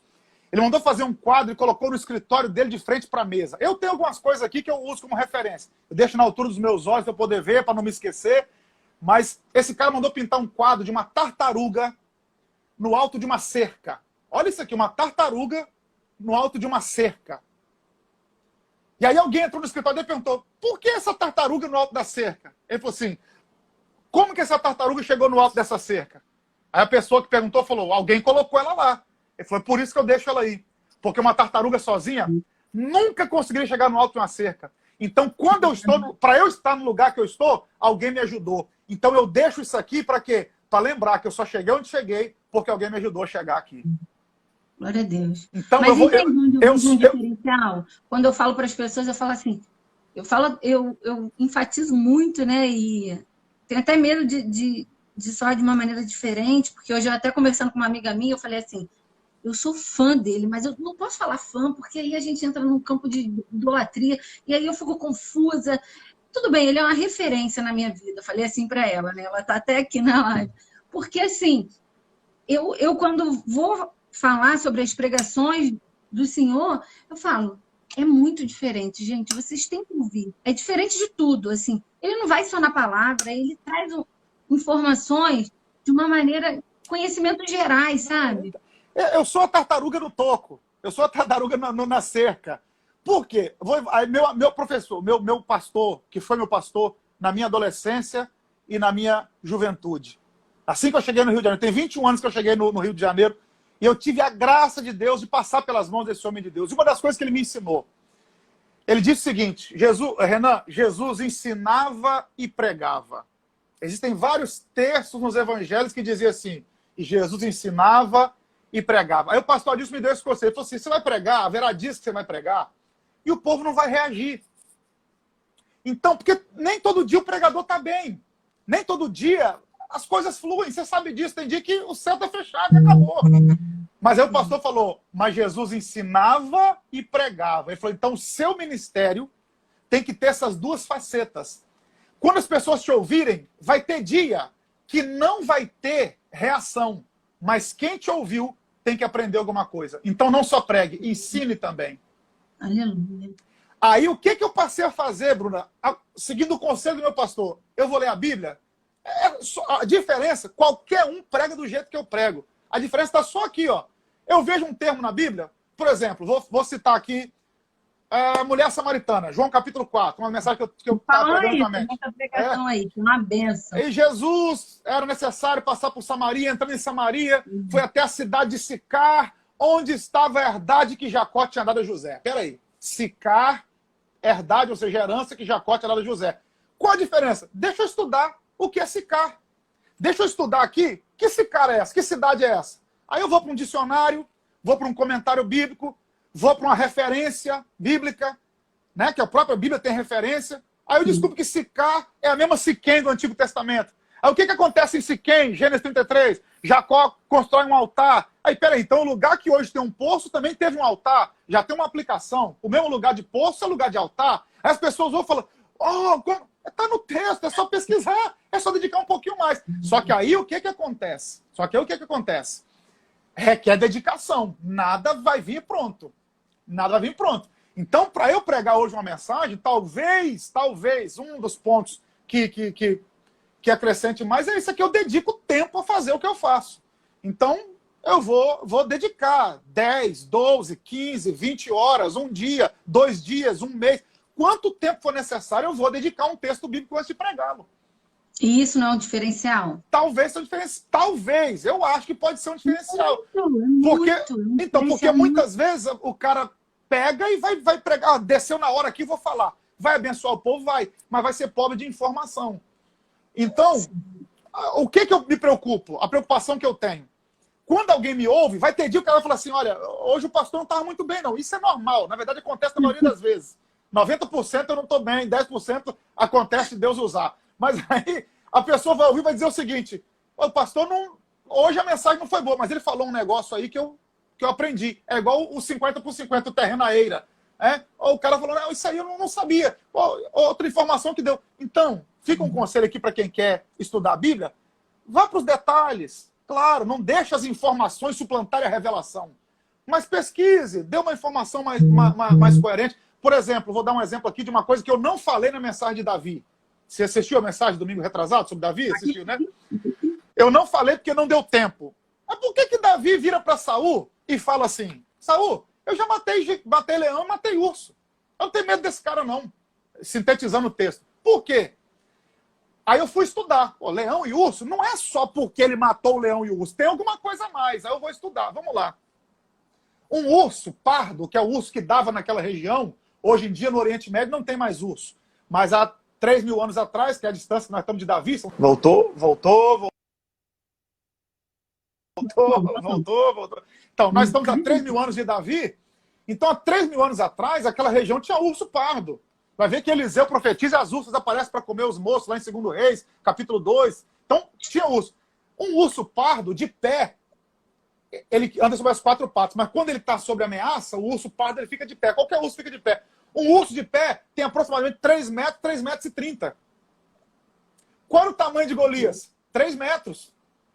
Golias tinha 3 metros. Então, a altura que Golias tinha, Davi já tinha visto no urso. Davi já tinha encarado o urso do tamanho de Golias. Por que Davi não tem medo de Golias? Porque ele já encarou leão. E aí, o rugido de um leão, você pode ouvir a 8 quilômetros de distância, numa terra plana, num vale. Se um leão rugir num vale, o rugido do leão alcança até 8 quilômetros de distância. Então, quem está a 8 quilômetros de distância, tem um leão aqui. Então, Davi está acostumado com barulho de leão, com rugido de leão e com altura de urso. Então, Golias pode gritar e pode ser alto quanto quiser. Davi está acostumado com isso. Meu Deus. Para Davi, isso aí não é nada. Aí, como é que a gente aplica isso? São 2 informações que eu recebi, que eu pesquisei. 2 informações. Agora, como é que aplica isso aqui? Como é que a gente aplica isso? Vamos aplicar? Como é que faz a aplicação do texto? As batalhas ocultas de Davi só estavam preparando ele para a batalha que ele faria em público. Só isso. Encarar o urso sem ninguém ver, 3 metros de altura, encarar o rugido do leão sem ninguém ver, era Deus preparando ele para encarar o gigante na frente de todo mundo. Então, entenda isso. Né? Exatamente. As batalhas que você tem oculto, com a porta fechada, que ninguém vê, só estão te preparando para as batalhas que todo mundo verá. Aleluia, glória a Deus. Glória a Deus. E tem algo que o senhor também faz nas pregações, que eu gosto muito, né? Estava contando isso para o Rafael, onde eu falei assim, sabe o que eu acho muito interessante do pastor Remy pregando? É que ele prega de uma forma que existe um momento da pregação que o senhor faz um silêncio, né? E aí eu falei para ele assim, o senhor faz um silêncio com o rosto de que tá óbvio a resposta, né? É algo que é seu, né? Eu posso dizer isso porque eu sou assídua nas pregações. E aí eu falei para o Rafael, isso é muito interessante, Rafael, sabe por quê? Que quem não tá ligado não pega, sabe? Então, assim, é algo muito interessante de saber quem tá ali e quem não tá, no culto, naquele momento. Mas Tá o propósito entendendo? é esse, o propósito é esse. É muito interessante O aquilo. propósito é esse. Porque você vê naquele momento, tipo assim, eu fico chocada, maravilhada, eu falo, não é possível. E aí você vê gente do teu lado, né, na igreja, que tipo assim, por que ele paralisou? Né? Isso aí. Isso aí. Mas essa é uma maneira de você saber se o povo está recebendo ou não. Porque se você pegar algumas mensagens minhas no YouTube, por exemplo, vai ver que em alguns lugares eu faço isso muito pouco. Por quê? Porque eu já percebi que você tem que mastigar muito para entregar para o povo, senão eles não vão conseguir. A nossa igreja não, a nossa igreja é uma igreja muito madura. Sim, O maior sim. pregador do Brasil passa pelo altar da nossa igreja. Então a nossa igreja pega fácil. Você está falando aqui, Verdade. o cara já está lá na frente, junto contigo. Por quê? Porque a mente foi condicionada a isso. Nosso pastor é um Sim, pensador fantástico, nos ensinou a sim, pensar. Agora tem sim, lugar, verdade. não. Tem lugar que você tem que fazer igual passarinho. Você tem que mastigar, mastigar, mastigar e colocar mastigado na boca deles, senão o povo não vai entender. Então essa Sim, paradinha aí é uma coisa que é um hábito que eu adquiri, não sei de onde, mas é uma maneira que você, quando você espera a reação das pessoas, não é o grito, é a reação. Tipo assim, entendi, não entendi. Aí dependendo da reação, você sim, sabe, opa, eu preciso explicar mais. Ou então não preciso sim. explicar. E aí tem uma frase, eu vou ficar te devendo o autor também. Vou ficar te devendo o autor, não me lembro quem era agora. Eu acho que é Mário Quintana, o grande poeta brasileiro Mário Quintana. Posso estar enganado, porque a minha memória não é tão boa assim. Mas Mário Quintana dizia o seguinte: quando alguém não entende o que foi dito, ou o professor ou o aluno, um dos dois é burro. E eu sempre acho que sou eu. Eu sempre prefiro achar que eu sou o burro da história. Então, então, Não, eu tenho que uma maneira grotesca, uma maneira chula de falar, mas é uma coisa interessante. Então, quando você vê que as pessoas não estão entendendo o que você está falando, você tem que adaptar a linguagem. sim, Você tem que adaptar a linguagem. Então, é outra dica que eu dou para quem está pregando. Você tem que entender para que tipo de público você está pregando. É por isso, Bruna, que eu não me considero um bom pregador. As pessoas perguntam para mim, referente de pregador, eu não me considero um bom pregador. Por quê? Porque eu não sei falar para todo o público. Você sabe para mim quem é o melhor pregador do Brasil hoje? Eu não falo isso aqui porque é meu pastor, que eu já falo isso aqui há alguns anos. Pastor Silas Malafaia. Por quê? Agora eu vou dizer por quê. Antes que alguém comente alguma coisa, eu vou dizer por quê que eu acho ele o maior pregador. Não é o maior, não, o melhor. Vou usar uns termos que não são adaptados, mas é o que a língua portuguesa oferece. Então vamos usar os que a língua igual meu caso com fã, que é Isso, misturado. vamos usar o que a língua portuguesa oferece. Sim, sim. Não é o melhor expositor, embora ele exponha a palavra com uma facilidade tremenda. Mas não é o melhor expositor, mas é o melhor pregador. Por quê? Pega a vida de Paulo. Pega a vida de Paulo. Colocava Paulo no Areópago, cheio de filósofo. Paulo arrebentava, pregava para os filósofos. Paulo entendia de filosofia. Paulo foi pregar na escola de Tirano, em Atos. O cara arrebentou na escola de Tirano. Paulo vai pregar para o governador, quando ele estava preso. Usa uma linguagem que o governador entende. Aonde Paulo chegava, Paulo tinha uma mensagem. Você pega o pastor Silas, se colocar ele para falar para gente de idade, ele tem uma mensagem. Para falar para adolescente, ele tem mensagem. Coloca ele lá no Congresso Nacional, ele tem mensagem. Coloca ele numa igreja batista, ele tem mensagem. Coloca ele no meio dos pentecostais, ele tem mensagem. Aonde colocar, ele tem mensagem. Para mim, isso é pregador, porque prega para todo público. Eu não. Se você me colocar para falar para adolescente, eu vou falar. Mas a minha linguagem, a maneira que eu prego, talvez não vai alcançar os adolescentes com a mesma facilidade que o pastor Silas alcança. Então, não me considero um bom pregador por causa disso. Dependendo do lugar que você me colocar para falar, eu não vou fluir. Por quê? Porque o meu estilo ele é muito peculiar. Então, isso é um problema. Às vezes as pessoas me convidam, ligam para cá para me convidar, e a pergunta que eu faço é qual é, Bruna? Onde você me ouviu? Ah, pastor, eu te ouvi no YouTube. Irmão, é perigoso você me convidar por causa de uma mensagem do YouTube. Eu te recomendo assistir mais de uma. Para ver se esse realmente é o estilo do povo. Porque eu já passei constrangimento de ir pregar em eventos e eu dizer assim, gente, isso aqui não tem nada a ver comigo. Não tem nada a ver, não é o estilo que o povo gosta. Pegar o cartaz e falar assim, os pregadores que vieram antes de mim, não é possível. Esses caras querem me ouvir depois de ouvir esses caras aqui? Não tem lógica, porque são estilos diferentes. Mas eu prego do mesmo jeito. Do mesmo jeito. Então, para mim, pregador, pastor Silas Malafaia, porque ele prega em qualquer ambiente. Expositor. Aí vamos para expositor. Então, o pastor Elcio, a Marta citou aqui, o pastor Elcio também é um grande pregador. Mas coloca o pastor Elcio pregar para adolescente. Eu estou falando porque ele é meu amigo, então eu posso falar. Sim. A mensagem dele não vai fluir para adolescente. Sim. Você coloca ele para falar uma igreja muito tradicional, não é uma igreja pentecostal. Porque o estilo do cara é mais pentecostal. Então, é um grande pregador, mas estou falando de estilo. Estou falando de estilo. Por que, que o pastor Silas, para mim, é o melhor pregador do Brasil? Porque ele se adequa a qualquer ambiente. Qualquer lugar que você o colocar para pregar, ele vai ter uma mensagem. Para mim, isso é pregador. Tá vendo? Agora, expositor. Eu amo a pregação do perfeito. Silas. Pastor Silas é Não é fenomenal. popular, né? Mas, assim, é porque identificação, né? Assim, a gente se identifica. A gente se identifica. Assim, ó, por mim, revezava. Renan, Camila, Silas. Renan, Camila, Silas. Sempre. Não tinha problema para mim nenhum isso daí. Porque, assim, vocês três arrasam. Só que, assim, é uma questão de identificação mesmo. Tem gente que se identifica, A sua pregação traz reflexões, para mim, muito grandes, entendeu? Traz, assim, uma autoavaliação muito grande para comigo mesmo. Não é visão mundo, ótica do mundo, não. Entre a minha visão espiritual mesmo, é onde eu me identifico de uma maneira assim que eu escuto a palavra e consigo reter, sabe? Isso é muito interessante. Isso é uma preocupação que o pregador tem que ter. É o que eu falo para os amigos. Isso. É como se fosse assim, criança na escola. Eu acho que uma criança, ela pega quando ela se identifica com o professor.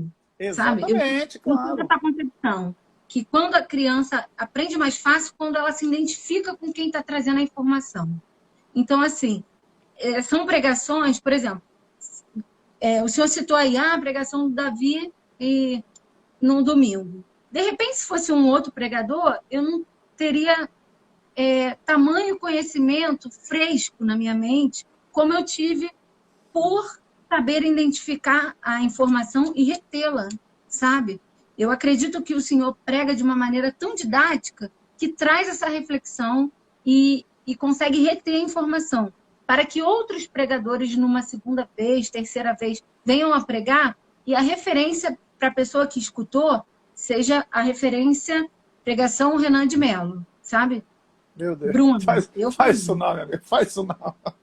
Não, estou respondendo aqui por mim. Não faça isso. Mas olha só, eu estou aqui na live com o senhor, está subindo inúmeras mensagens aqui, e parece que pelo menos os 100 e pouco que estão aqui Não. Então, mas eu tenho, por exemplo, eu tenho referência. Então, para mim, pastor Silas, melhor pregador. Expositor da palavra, que há uma diferença no cara que expõe e no cara que prega. Então, é o que eu falei. Então, tem vezes que você vai ouvir o cara, você vai aprender muito de Bíblia. Muito. Sim.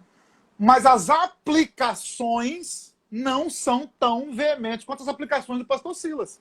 Foi o que a irmã escreveu aqui, que o pastor Silas é mensagem para depois do culto. É aquele cara que você ouve e fala assim, isso aqui eu tenho que mudar na minha vida. Isso aqui eu tenho que melhorar na minha vida. Aqui eu estou acertando, mas aqui eu estou errando. Então, quando eu prego, a minha preocupação é essa. O que a pessoa vai fazer com essa mensagem depois do culto? Sim. Porque não adianta o cara se inflamar, se alegrar, só no culto, termina o culto que você falou. Pregou o quê? Não sei. Eu sei que eu senti uma alegria muito grande, mas não sei o que o cara pregou. Aí já não tem. Agora, para mim, expositor, eu tenho dois que eu admiro muito. Reverendo Hernandes Dias Lopes, que é presbiteriano, calvinista, mas, tirando o calvinismo, que é uma outra linha teológica, que eu não critico, mas não acredito na predestinação. Eu sou arminiano, acredito na salvação, na perseverança, na fé, ok? Isso aqui é outro ponto para outra live, não vou entrar nisso agora, não. Mas o pastor Hernandes, ele vai pegar um texto, ele vai dizer o seguinte, esse texto significa isso. Ele vai pegar o texto e vai te explicar o texto. Então é um grande expositor da palavra. É igual o pastor Gesiel Nunes Gomes. Pastor Gesiel, que é outra referência que eu tenho. Pastor Gesiel vai dizer o seguinte, o texto quer dizer isso aqui. Por quê? O que acontece? Aproveitando que eu estou falando de pregação, e eu prometo que eu vou parar por aqui para não tomar mais tempo do povo. O que acontece é o seguinte, às vezes o cara pega uma palavra, vamos supor, eu citei isso aqui como exemplo, vou dar o mesmo exemplo que eu citei de João 4. João 4. A gente fala do poço, a gente fala do altar, a gente fala da água, fala de tudo. Mas qual é o texto, qual é o foco central do texto? Salvação. Aquele que beber da água que eu lhe der, jamais terá sede. É a mulher largando o cântaro e seguindo Jesus. É a mudança que acontece quando a mulher encontra Jesus. Então, o texto tem uma cristologia, que é uma palavra mais teológica. A cristologia do texto. Qual é a cristologia ali? É o Cristo que salva.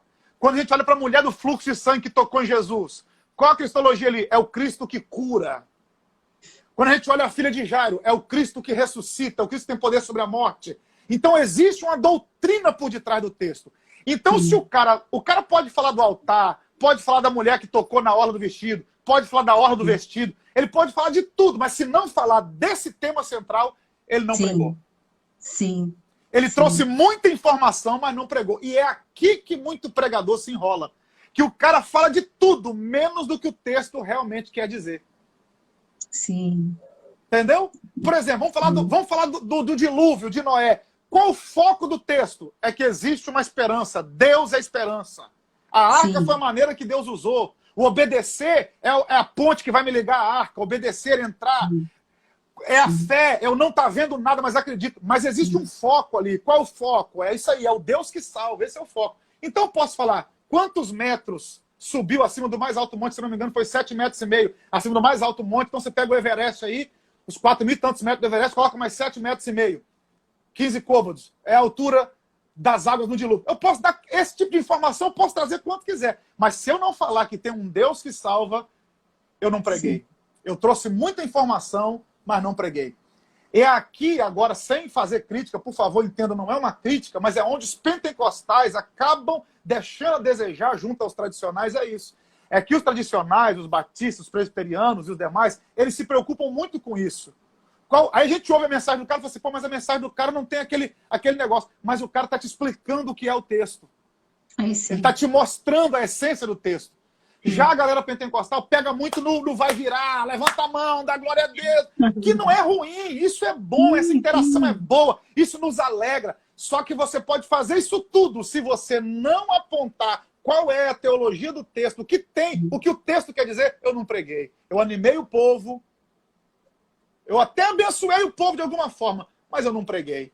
Então, tenho que entender qual é o foco ali por detrás do texto. O que é que esse texto quer me mostrar? Você pode dizer isso de uma forma direta ou você pode fazer várias aplicações até chegar nessa forma direta. E um texto não quer dizer uma coisa só, quer dizer muitas coisas. Então, a gente tem que entender isso aí. Fica até uma dica para quem prega. Acabou que nós estamos mudando completamente o foco aqui de tudo, mas fica aqui uma dica para quem prega, né? É isso aí, você não só se atentar aos detalhes do texto, você se atentar para o que o texto quer dizer. E aí está a diferença. Aí, às vezes, eu vejo as pessoas citando alguns pregadores, eu não vou dar nomes aqui, aí você vai ouvir o cara, você sai do culto com vontade de matar alguém. Por quê? Porque a mensagem do cara é só assim, querem puxar seu tapete, querem sua cadeira, querem o seu lugar. O diabo quer te matar, porque todos têm inveja de você. Quem te viu por baixo vai te ver por cima. Legal, top. Só que você sai do culto com mania de perseguição. Você fala, querem puxar, alguém quer me matar. Alguém quer puxar meu tapete. Não é a mensagem da cruz, né? Entendeu? Então, aí essas coisas, talvez, Bruna, talvez, eu estou dando aqui um chute, talvez seja um diferencial. Aí as pessoas te ouvem e conseguem te entender um pouco melhor. É o que você falou. Aí entra essa empatia. Você falou, eu gostei do fulano de tal, pregador fulano de tal, me identifiquei com ele. Por quê? Porque você descobriu que ele te ensinou o que está no texto. Eu aprendi com esse cara, eu aprendi com esse cara. Então, talvez seja um diferencial. Então, eu tenho muita dificuldade. Não puxando sardinha, né, para a nossa igreja, né? Claro. Mas a nossa igreja é muito palavra, né? Muito, muito. Os cultos de terça-feira na nossa igreja são verdadeiros seminários. Assim, não tem como sair dali da mesma forma que entrou se você não estiver ligado. Exatamente. É algo, assim, muito tremendo. E o que é gratificante, aqui eu estou vendo subir algumas mensagens aqui, pessoas dizendo assim, eu nem sou crente, mas estou entendendo tudo que ele está dizendo. Aí legal, que mora ótimo. a questão, aonde eu digo que é o diferencial. Por quê? Legal. Porque eu sou uma pessoa que levo muitos visitantes, né? Aquela que convida todo mundo para a igreja. E assim, é muito gratificante, na condição de membro, levar alguém que saia de lá entendendo, sabe? Sim. O que foi dito. Sim. Essa é uma preocupação que eu tenho. Quando eu vou pregar, uma coisa que eu me preocupo, e claro que nem sempre eu consigo alcançar o objetivo, estou falando isso aqui, porque é o que eu falei. Tem dias que a gente falha, tem dias que a gente Você erra, sim. você erra na escolha da mensagem, você erra na preparação da mensagem. Isso é normal, todo pregador passa por isso.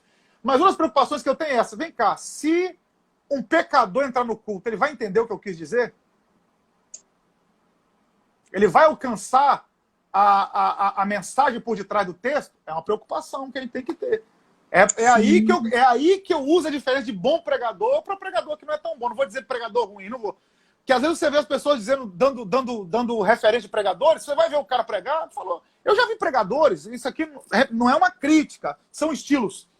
1h30, 2 tópicos. 1h30 para falar 2 coisas. O cara poderia falar com 10 minutos, levou 1h30 para falar. Aí vem aquela embromação e fica repetindo a mesma coisa toda hora. São estilos. Mas eu já vi acontecer. Embora a nossa live aqui não seja aula de hermenêutica, nem de homilética, mas fica aqui as dicas, né? Fica aqui as dicas. Até porque hermenêutica...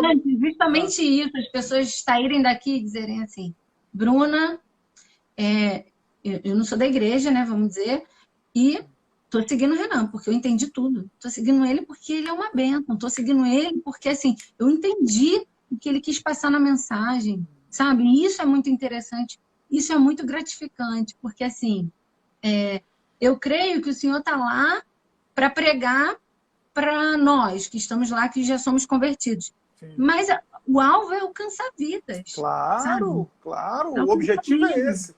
Outra coisa também que eu acho que vale a pena, eu falei até em live já com o pastor Bruno Fernandes, que acabou de entrar aqui, mandou um alô, eu já falei isso aqui em lives. Para quem está começando a pregar, o cara pensa que pregou, não aconteceu nada, a palavra não teve efeito.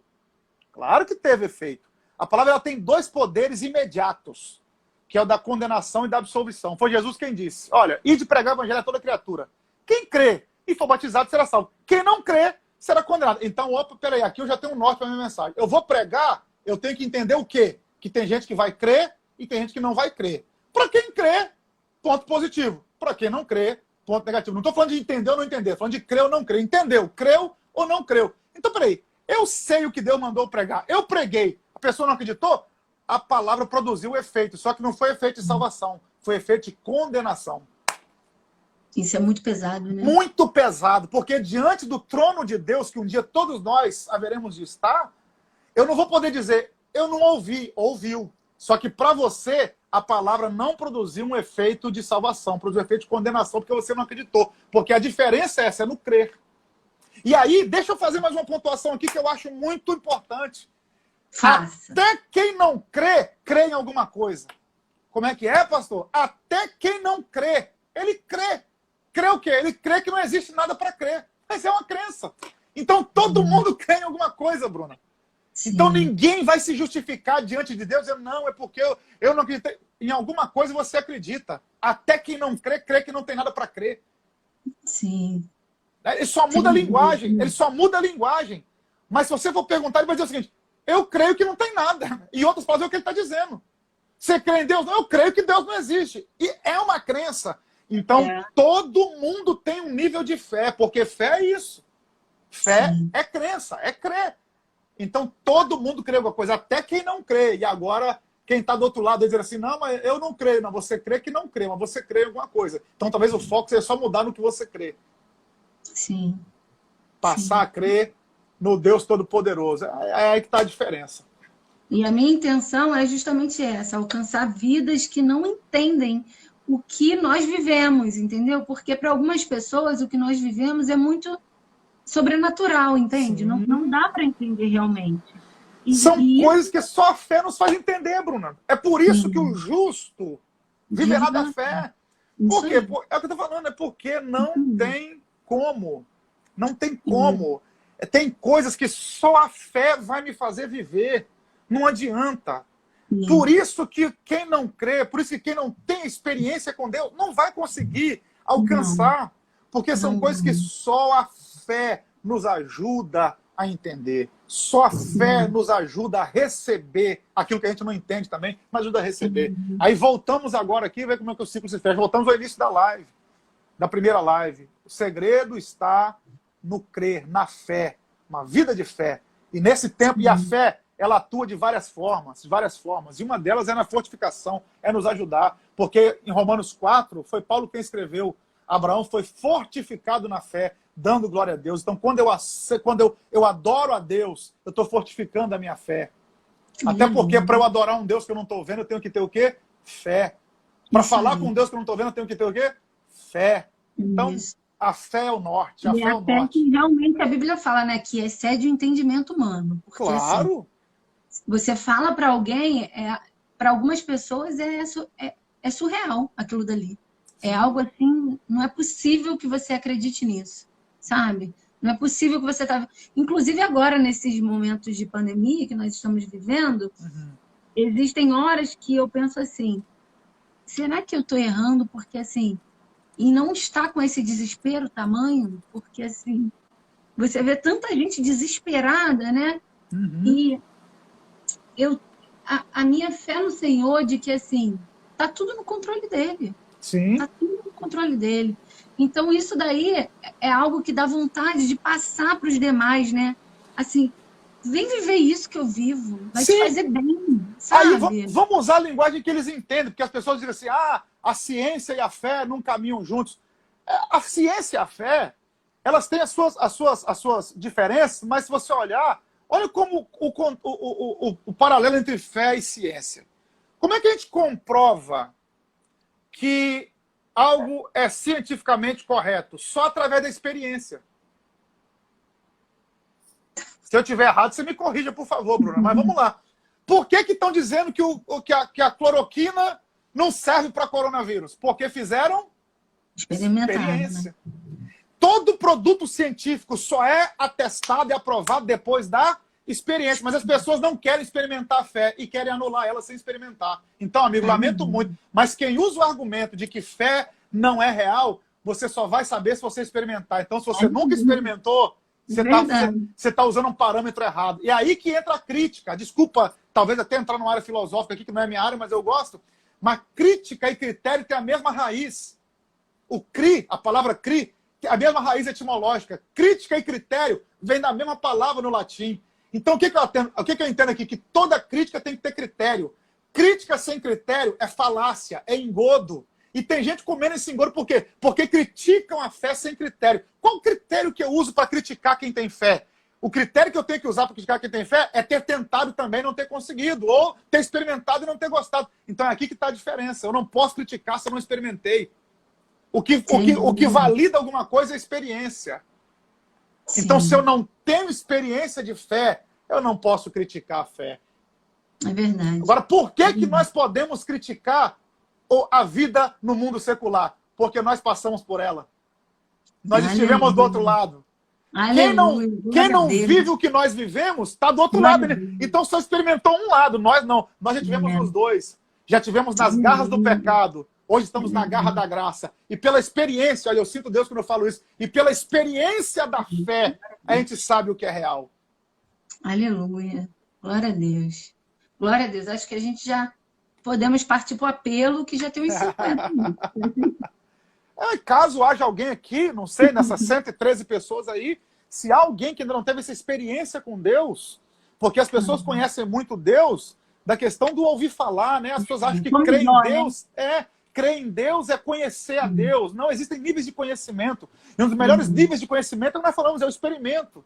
Então, quem sabe seja a hora de você viver uma experiência real com Deus. Então, se há alguém do outro lado aí da live, está assistindo alguém aqui, e você até hoje ouviu falar de fé, você tem amigos que são referência na área da fé, mas você mesmo não teve as suas experiências de fé, a sua experiência com Deus, talvez seja um bom momento essa pandemia e nós teremos o maior prazer de orar por alguém aqui que esteja aqui, talvez queira tomar essa decisão. Fique à vontade, só colocar aí, pastor, Bruna, eu não tive essa experiência, mas eu quero ter, quero entregar minha vida a Jesus. Pode colocar aí que a gente ora por você sem problema nenhum. Minha bateria está acabando aqui, já está no finalzinho, não sei nem como é que a gente vai conseguir encerrar aqui.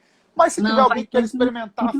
E a gente vai marcar depois outra live, pode? A hora que você quiser, fica à vontade, vai ser um prazerzaço. Vai ser uma honra. Espero ter somado aqui com você. A gente tinha perguntado. Fala para todo mundo, Renan de Mello me segue.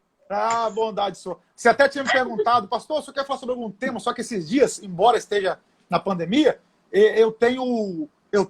meus dias têm sido bastante corridos, né? Por conta do estudo, da leitura e dos outros afazeres também, porque parou algumas coisas, mas o resto segue caminhando, segue andando, né?